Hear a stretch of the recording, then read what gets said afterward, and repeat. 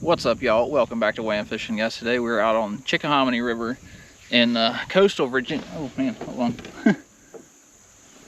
Got something crawling on my leg.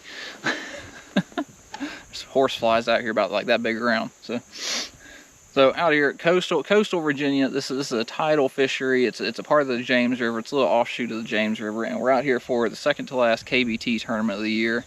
So what we've got is KBT tournament is four-man teams. There's going to be 3 4-man teams, and you can submit your best 10 fish per team. So one person can catch all 10, or you can split it up. And as long as you have 10 fish, hopefully you have 10 fish at the end of the event, you're good. So, you know, tidal water, I fished tidal water a handful of times. We're going to spin around here because I've got current going that way, wind going that way. I'm gonna spin around in a circle right quick.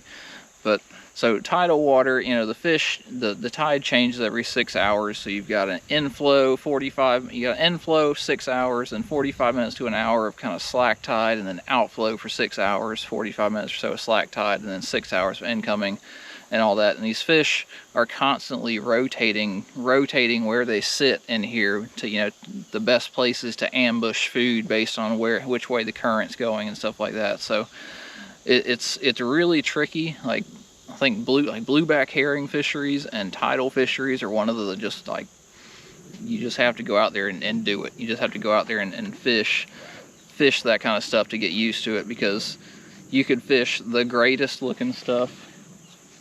I don't have anything around me right now, there's a tree over there, but you could fish the greatest looking stuff on the entire planet, but if you hit it 30 minutes too late, the fish won't be there. And you can come back through 30 minutes later and there'll be a 5 or 6 pounder sitting on the tree that you just fished, and you're just like, why is this fish here all of a sudden? I just fished through this. So it's kind of wild, because, you know, you can be in the best place but at the wrong time. So it's a lot of putting those puzzle pieces together out here. And how I usually do it is I'm going to start with my little, you know, clacking buzzbait. It's summertime, fall, pretty much any time the water's a little bit warm. Gonna have one of those buzz baits tied on. That's just the white. They're the black and blue version of the one that I've been throwing at Susquehanna, and my my river staple, the black and blue Fighting Frog by Big Bite Baits. And I've got a frog on. I've got a frog. I've got a little crankbait tied on as well. Just kind of, if I see anything, I haven't seen anything really crankbait worthy, and there's one tree right up there that's kind of crankbait worthy, but other than that, I haven't seen too much for the crankbait, because, you know, right now, it being practice, I'm trying to cover water. So that's why I'm sticking with buzzbait.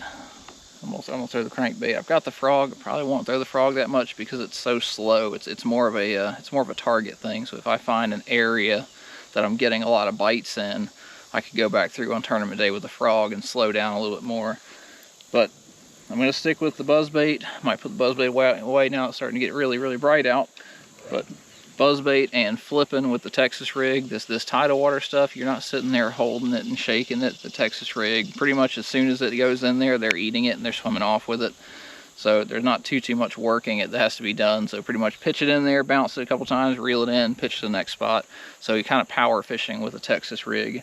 So that's pretty much it. We're going to see what all we can catch. I said tidal water don't normally lend themselves to big fish. I was out here last year and lost one. It was like 7-8 pounds, so they are in here. But we'll see what all we can catch. All right, y'all, stay with me.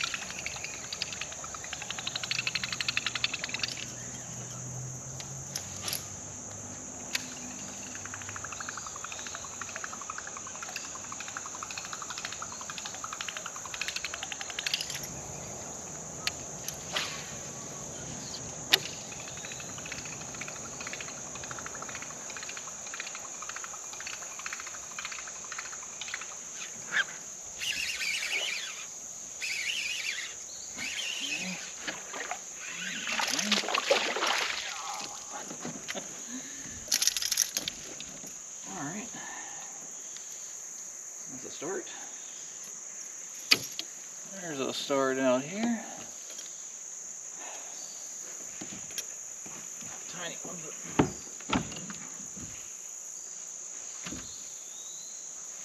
a little 13-incher.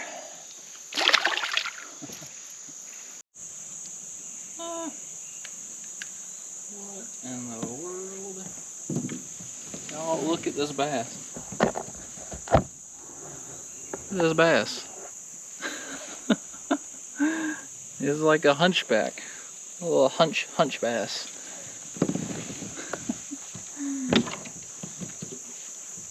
Oh. Well, 13 and 3/4 incher, but like, what's wrong with him? Oh, all right. It's number 2 on the day.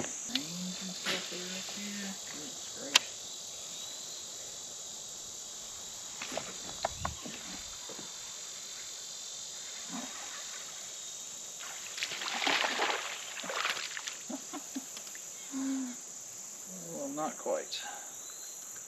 Not quite.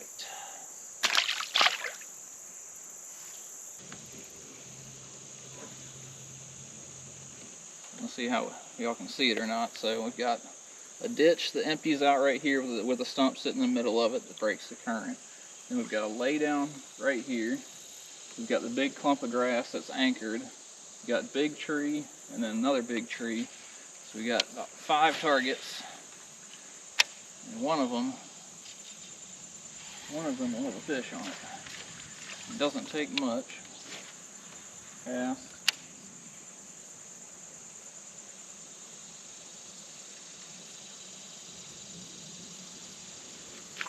Just work the bait right by it. These fish should be fairly aggressive. If I had to venture a guess though, I'm going to say that tree right there, it's kind of at an angle, is going to have a fish on it. If I had to pick one thing out of everything I see right here, it's going to be the back, probably the front side actually, probably the front side of that tree. But I don't know why it seems like they're sitting facing into the current here.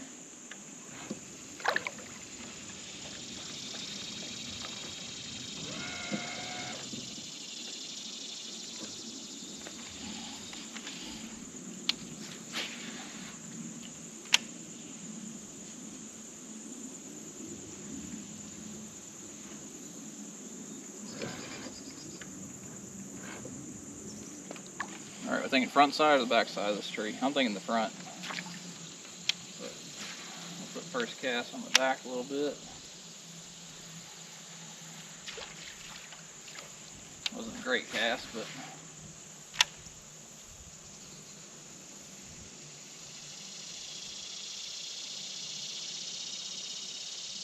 it's like 10, 12 feet deep right there. It is deep, deep.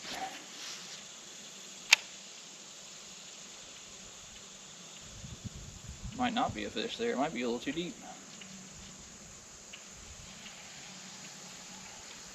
Probably one. There's one here. I'll figure out where.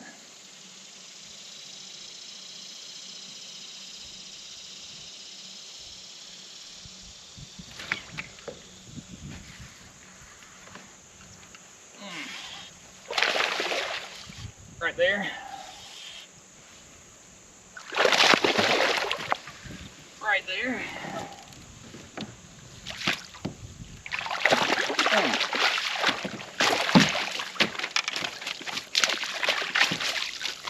Alright. I have to stop swinging on these fish.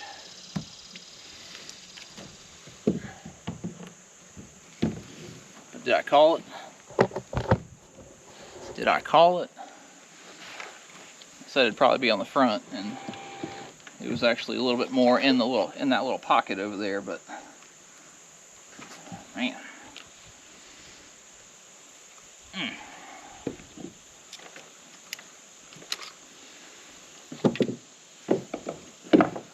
So it's kind of the size that we're looking for on tournament day.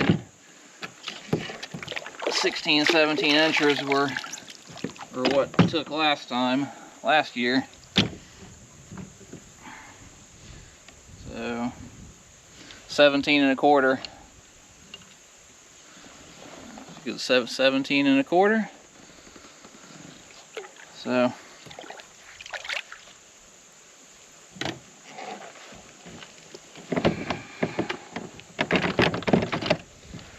that's a good looking spot right there. Probably come back to that.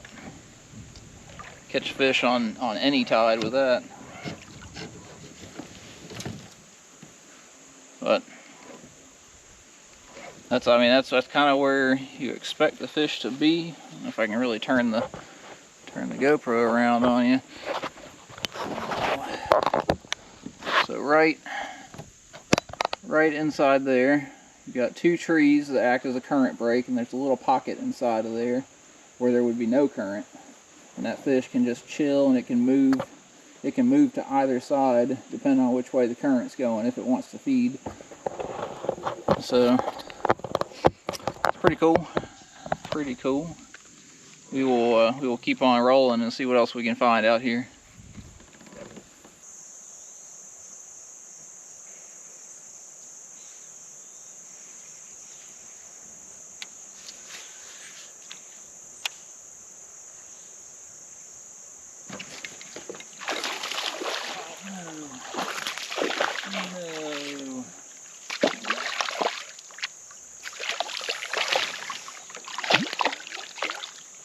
I knew that bite felt funny.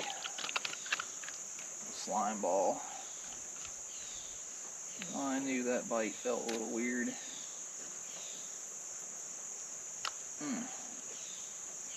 Old jackfish, pickerel, whatever you want to call them. Looks like a good spot through here. I'm just not getting the bites I feel like I should be getting.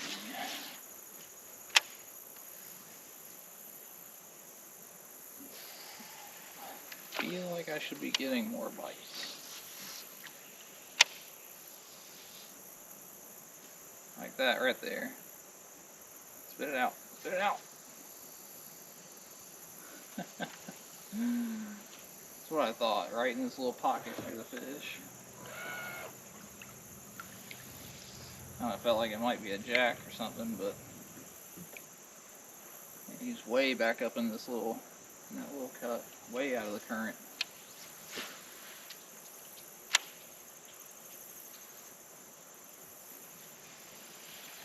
You know, I've always had to shy away from these big lay-down clusters. I've never really caught that many fish out of them.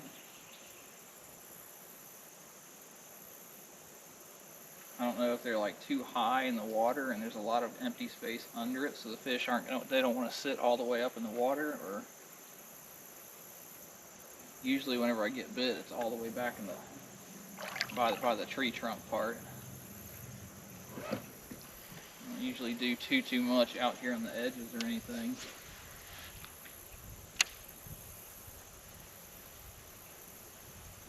It looks good. I mean, it looks really good. Just don't ever seem to get bit here.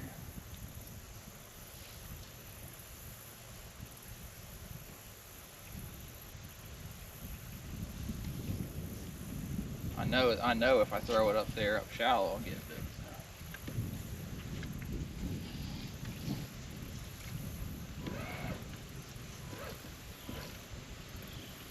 That's the wild part.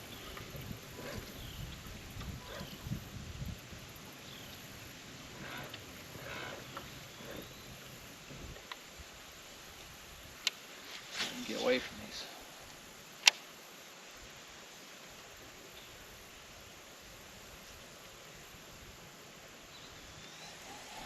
On tournament day, if I'm in here, I'll flip the crap out of the thing.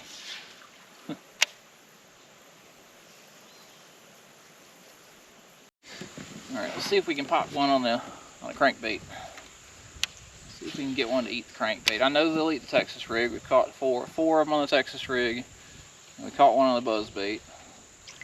So let's see if we can make the crankbait work. There is a little bit of grass in this place, but let's see what we can do with it.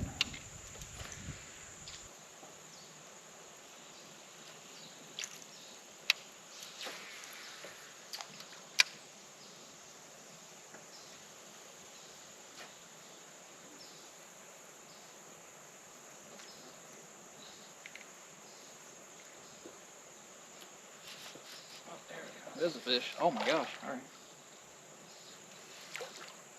That's a good fish. That's a good fish.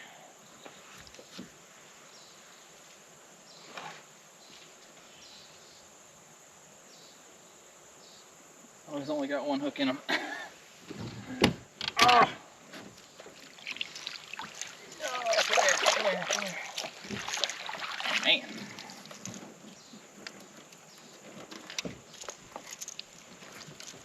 He got hung up on. There's another little stick like right here in the water, and he got hung up on it for a second. And also the goal is to not catch all the fish. Oh. I know the goal is not to catch all the fish during practice, but we're testing out some different techniques here.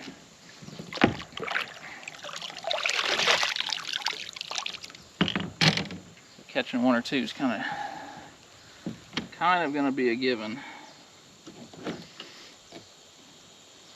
That's an 18. We'll get some photo proof of that one right quick.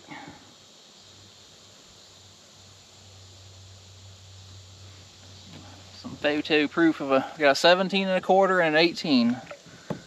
There you go, buddy. Alright, so I don't know if that fish was on this. There's a stick like right here in the water. I guess there's a stump or something right here in the water, or that fish came off of that. But I'm thinking he probably came off of that shallower one and hit it once it started ticking this tree right here next to me. Man. Crankbaits and nets. Crankbaits and nets. Not the best of friends.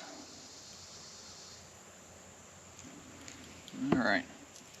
And all that is this is super dirty water, so I took the Rocco off. Super dirty water, so yellow crankbait. Got a little rattle in it. It doesn't seem like these fish are super pressured, so I'm okay with the rattle right now. Like last year, whenever I fished the Potomac River, and there were like 15 other people all throwing crankbaits and chatterbaits and all kinds of stuff around me, I went with the silent version. I went with the Rocco, a little balsa one. But out here, I don't think these fish see too many baits, other than like a couple places where you can walk the bank. I saw some bobbers and stuff hanging where people can walk down, but other than that, that guy right there. So I kind of want to keep fishing, but I don't want to keep fishing because I don't want to keep catching these fish.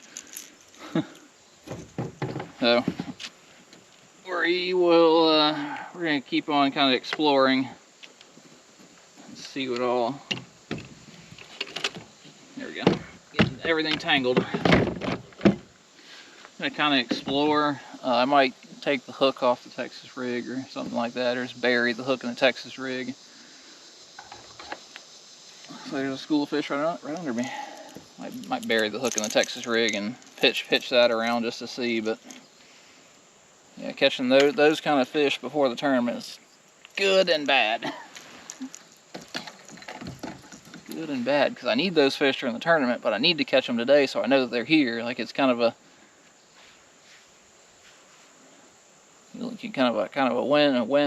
win-lose situation, because you gotta find the fish. You have to find the fish, which means you have to catch some. But then when you catch them, you're probably not gonna catch them in the tournament. So, tis what it is.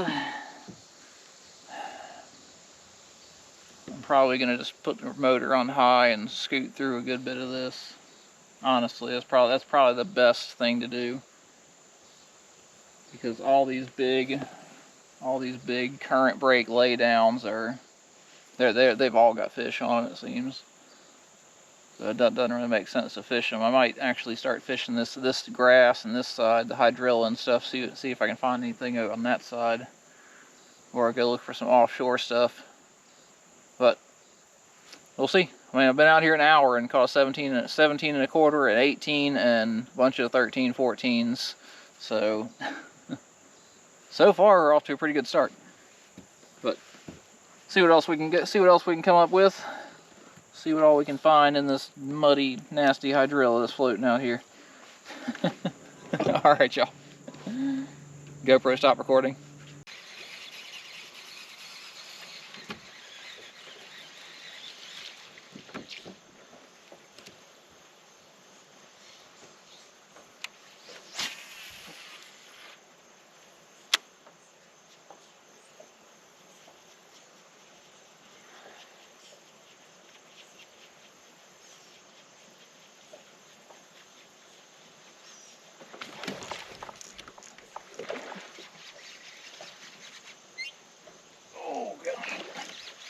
Drag is way too loose. Oh, the drag is way too loose. Oh.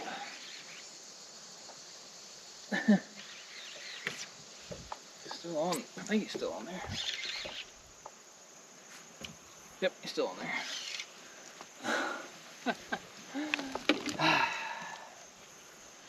Hard not to set the hook with the frog bite. God knows, look at that fish.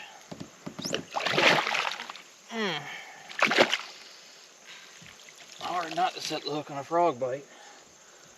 The way they eat that thing. Man. Got it though. Bad Wyatt. Oh, bad Wyatt. Oh. I didn't think he was going to be that big.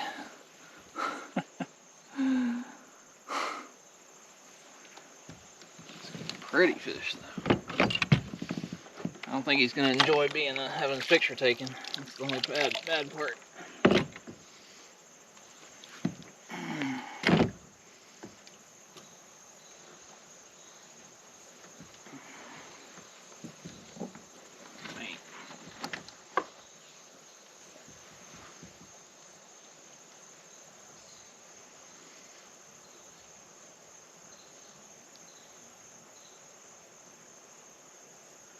$20 and a quarter. It's a good 20 and a quarter. Probably hit 20 and a half if I like.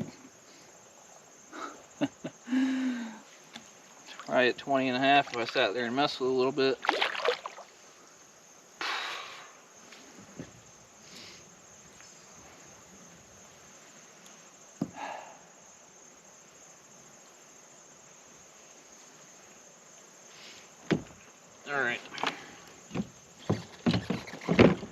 Alright, so what do y'all do in this situation here? So, I'm practicing for the tournament. Today is Thursday. Tournament's on Saturday. And I'm fishing. Do you set the hook on these fish? Are you setting the hook on these fish? Are you shaking them off? Or what are y'all doing in this situation? Because I need to not catch these fish again. I need to not catch these fish, but kind of hard not to on a crankbait.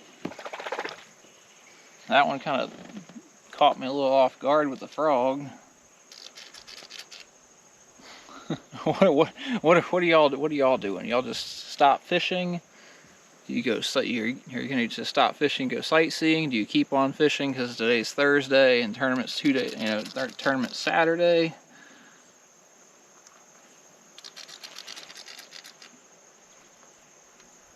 What are y'all doing in this situation? Because I feel like everything I do, I'm going to catch fish. This is kind of like they don't shake off. I mean, you can shake them off the frog. They don't shake off the frog that easily. But the only thing I can really shake them off on is the Texas rig, and that's just if as long as they don't swallow it or anything. So I don't know. I figured there had to have been a fish in this mat. There had to be a good fish in this mat. Big giant mat sitting right here in like 4 foot of water. It's just a little pocket. I didn't think there'd be one that big, but oh, Dave, I'm sorry. Oh man. All right, let's keep on rolling. We got 20 and a quarter, 18, 17 and a quarter, and two, like I'd say, 2 14s. Pretty good on the day. So, all right.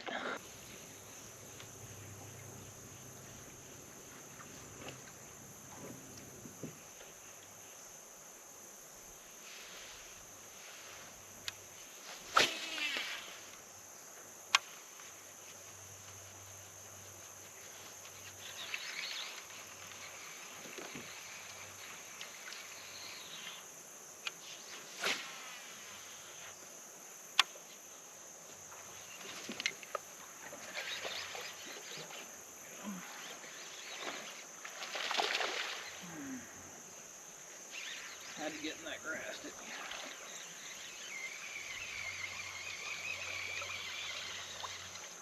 Had to get in the grass.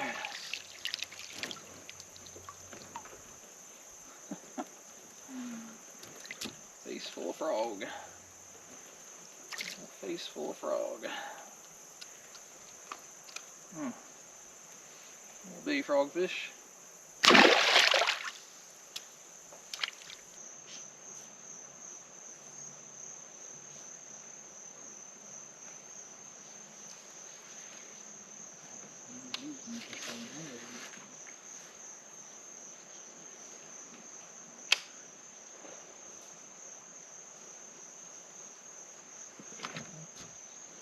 There's a fish.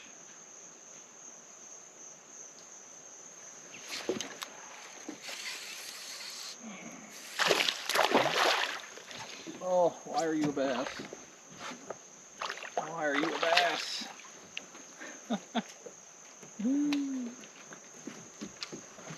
Why are you a bass? You're not supposed to be a bass. You're supposed to be a mudfish. You're supposed to be a mudfish.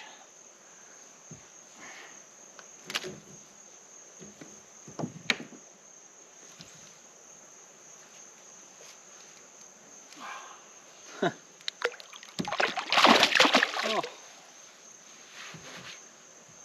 All right. Current break. Right there.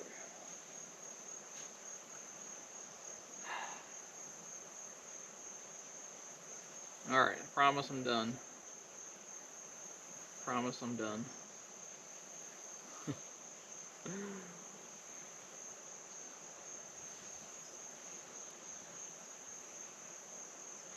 Go sightseeing the rest of the day.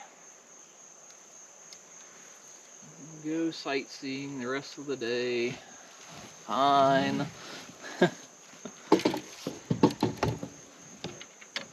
Might cast here and there with the frog just because I like throwing the frog, but I'll stop.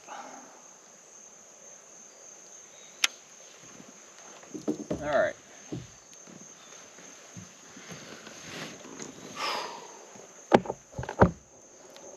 I will stop. I gotta stop catching these fish. There are a couple more creeks down the way I do want to check out. But, so, echoes quite a bit. Hello? Oh, I'm having too much fun out here. Either that or I'm just dehydrated and I need to drink some more water. Probably both. But overall, I'm gonna kind of stop really fishing here. I'm gonna poke in this back of this and poke in a couple more creeks, throw on some sunscreen, and kind of hang out for a little bit, and probably start making my way back after I go check out another Probably go check out that creek down there that I'm seeing, that next little creek, and then I'll probably head back. But I mean, I caught fish on every single one. Fighting frog caught the most fish. Started off, caught one on the buzzbait. The frog obviously caught the big one, and the crankbait caught the second biggest. So 20 and a quarter, 18, 17 and a quarter. That one was probably a 15 or a 16, and then like a 14. So if you want to add that up, 84, 85 inches. Not too bad for 4 hours. I'll call it 4 hours. It looks like there's some fish chasing ball of bait or something right here. Maybe I will throw the crankbait around a little bit, but overall, let's say current. This was an incoming tide pretty much the whole time. It looks like it's still coming in, so we still got an incoming tide. Normally, I don't catch a lot of fish on an incoming tide, but I think where I've been catching them, there's not enough water for them to really fan out, so they're kind of just more or less stuck. All these fish, 1, 2, 3, 4, 5, 6. There's 6 fish out here cruising around, so probably will pick up the crankbait and make a couple casts. But I mean, overall, fishing just those big current breaks, like this thing right behind me. It's right here on the corner. It's got a couple trees that sit a little bit farther out into the current, so the fish are just sitting behind those eddies, letting the bait fish and everything wash to them. That way they don't have to work too much. So I mean, hopefully this helps y'all. Hopefully this helps y'all if y'all ever fish any tidal fisheries or have any tidal fisheries around you. I say look for the major current breaks, fish fast. I'll say these fish here have to be opportunistic feeders, so they're not going to let an easy meal pass them by. So you don't need to. Where is it? I picked it up out of a tree. The wacky rig Senko, like it does catch a lot of fish, but you're not covering a lot of water if you throw a wacky rig Senko or just something, or a poplar. That's why I thought about bringing a poplar. I didn't bring it out here because it's more for once you found an area with a group of fish. I haven't found that area, so I'm gonna stick with the fast moving stuff, and I'm gonna go hit those high priority targets down the whole stretch. So on that, I'm gonna keep on going. So there's another ball of bait right there with another ball of bait with the fish following it there. I can see the shad right there going by. So there's two fish following that ball of shad right there. So didn't bring Mega Live. I'm gonna do the Mega Live stuff tomorrow, a little bit deeper section. But that is day 1 of practice. I'm gonna kill that here. So if y'all have any questions about anything that you're seeing, any questions about what's going on out here, let me know. I wish I could tell you the water temperature. It's not my water temperature isn't reading right now, but is end of summer. It's probably usually a little on the warm side. So those are our conditions. We got high pressure, not a lot of wind. It was a little cold this morning, so that first kind of cold snap of the year, but doesn't really affect these tidal water fish too much. The cold fronts and things, it affects them a little bit, but I don't think it affects them as much as it does lake fish. So just because these fish are used to just sitting in that one spot, they're not going to leave their current break or anything just because it got a little bit colder. It's got to get way cold before they start moving. But guys, thanks for watching. Hope y'all appreciate it. Guys, if you haven't subscribed or anything like that, hit the subscribe button, and I'll see y'all next time.